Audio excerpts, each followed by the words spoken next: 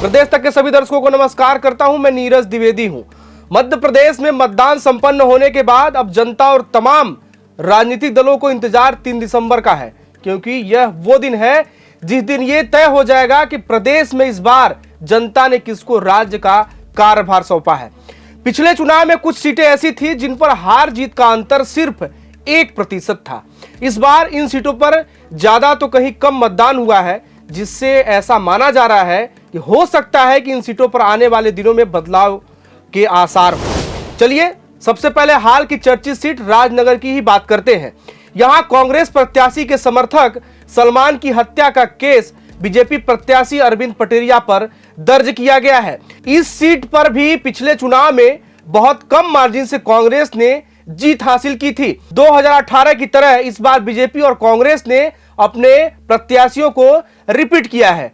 2018 में इस सीट पर 66.36% वोटिंग हुई थी, जबकि 2023 में 73.30% वोटिंग हुई है।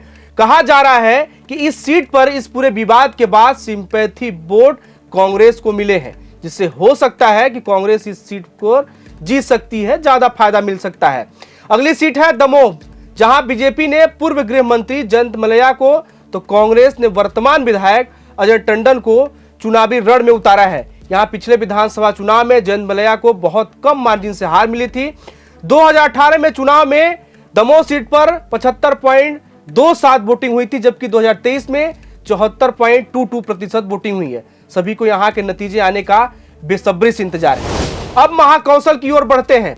महाकौशल बीजेपी का गढ़ माना जाता है। यही कारण है कि कांग्रेस ने यहां सेध लगाने के लिए अपने प्रचार अभियान की शुरुआत जबलपुर से की। पिछले चुनाव में जबलपुर उत्तर विधानसभा सीट पर 68.68% वोटिंग हुई थी, तो वहीं इस बार इस सीट पर 72.12% वोटिंग हुई है। बीजेपी ने यहां से टिकट बदलते हुए युवा मोर्चा के पूर्व प्रदेश अध्यक्ष अभिलाष पांडे को अपना उम्मीदवार बनाया है, तो वहीं कांग्रेस ने अपने सिटिंग विधायक पर ही पूरा भरोसा जताया है। वोटिंग प्रतिशत में अच्छे उछाल के कारण इस सीट पर बीजेपी को ज्यादा संभावना नजर आ रही है। अब आगे चलते हैं, तो अब बात कोलारस सीट की करते हैं। यहां कोलारस सीट से बीजेपी विधायक वीरेंद्र रघुवंशी पिछले चुनाव में अपनी सीट बड़ी मुश्किल से बचा पाए थे। दरअसल वीरेंद्र रघुवंशी को महज 720 वोट से ही जीत मिली थी और तभी से यह सीट चर्चाओं का विषय बनी हुई है। वीरेंद्र रघुवंशी के दल बदल के बाद पार्टी ने महेंद्र यादव को मौका दिया, तो वहीं बीजेपी छोड़कर कांग्रेस में आए सिंधिया समर्थक बैजनाथ यादव को कांग्रेस की तरफ से मैदान में उतारा गया है। इस सीट पर कड़ी फाइट होने के आसार लगाए जा रहे हैं। अब आखिरी सीट बीना की है। बीना विधानसभा सीट, यहां महेश राय को अपनी टिकट कटने का पूरा डर था, लेकिन फिर भी बीजेपी ने उन्हें अपना प्रत्याशी बनाकर मैदान में उतारा, जबकि पिछले चुनाव में वे महज 632 वोट से ही जीते थे। 2018 में यहां 73.48% वोटिंग हुई थी, जबकि इस बार के चुनाव में यह प्रतिशत बढ़ा हुआ है, 74.99% वोटिंग हुई है।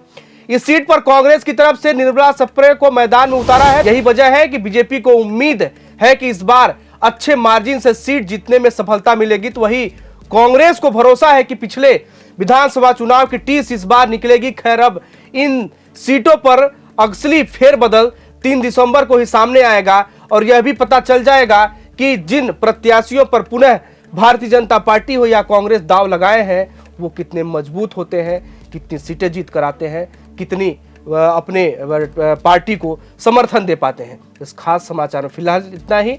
तमाम खबरों के लिए आप देखते रहिए प्रदेश तक। देश दुनिया और अपने आसपास की ताजा तरीन वीडियो को देखने के लिए प्रदेश तक को लाइक करें, फॉलो करें और यूट्यूब पर सब्सक्राइब कर बेल आइकॉन को दबाना ना भूलें। साथ ही ऐसी ताजा अपडेट के लिए प्रदेशतक.com पर विजिट करें।